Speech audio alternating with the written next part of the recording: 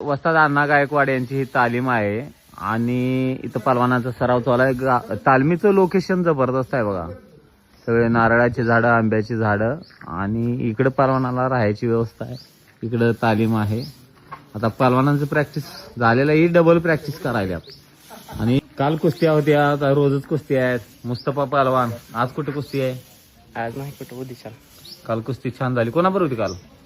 अजिंक्य गायकवाड होती. या पलवानाची अस्मित कदम, कारण बऱ्याचदा कुस्त्या बघतोय पण खूप चांगल्या कुस्त्या करतात. पण काय होते यांच्या कुस्त्या आहे का ना सगळ्या गर्दीतच कुस्त्या लागतात, सेपरेट लागत नाही. त्यामुळे व्यवस्थित काही घेता येत नाही. पलवान गाव कुठलं तुमचं? खळवे. खळवे. आज कोणावर आहे? कुठे कुठे आहे कुस्त्या? केतकी निमगावला. रोज कुस्त्या चालू आहे का? गावचं मैदान पण आहे, आपलं तालमीचं मैदान आहे ना 14 मेला. बर. कुस्त्या जोडल्यात नेमल्यात का अजून? छान आहे. तब्येत पण चांगली आहे. प्रॅक्टिस करावं. येणाऱ्या काळामध्ये ते ओपनचे चांगले पलवान होणार आहेत. ते पण पलवान आहेत. पलवान तुम्ही तुमचं गाव कुठलं? आडेगाव. कुठे आलं ते?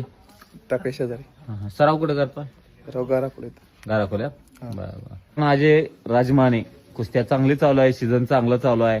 काल पण चांगल्या कुस्त्या होत्या आणि वातावरण चांगलं आहे. करत तालमीच तुमच्या? होय. नदीच्या तालीम आहे. ऊन कमी लागत असेल इकडं? हो. नाही एवढं जाणवत होणार. तुम्ही काय गावचंच पलवान आहे त्यामुळे सगळ्या गोष्टी इथलं मिळतात घरातनं सगळं. होय. सगळ्यांचं घरनच येते. दूध, राग वगैरे दूध सगळं घरचं येतंय.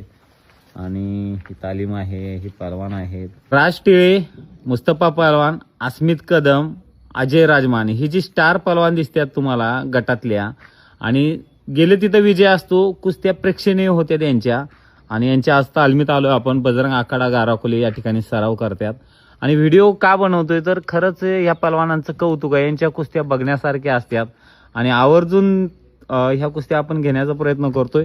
आणि येणाऱ्या 2-3 वर्षामध्ये हे ओपन गटातील एक चांगले पलवान महाराष्ट्र केसरीचे दावेदार असणार आहेत, हे नक्कीच सांगतो या व्हिडिओच्या माध्यमातून. आणि त्यांनी असंच मेहनत करत राहो. शुभेच्छा त्यांना.